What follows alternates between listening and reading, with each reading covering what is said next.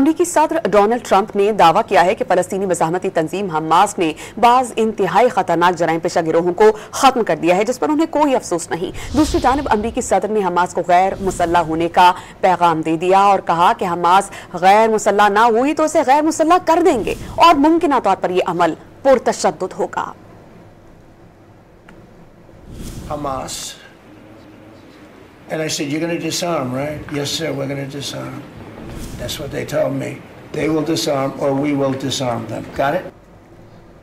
Donald Trump کی گفتگو آپ نے ملاحظہ کی، انہوں نے واضح طور پر پیغام دیا ہے کہ حماس کو غیر مسلح ہونا ہوگا۔ انہوں نے کہا کہ کوئی افسوس نہیں کہ ہم نے خطرناک جرائم پیشہ گروہوں کو ختم کیا، اب حماس کو غیر مسلح ہونا چاہیے اور اگر حماس غیر مسلح نہیں ہوئی تو ہم اسے غیر مسلح کر دیں گے اور ممکنہ طور پر یہ عمل پرتشدد ہوگا۔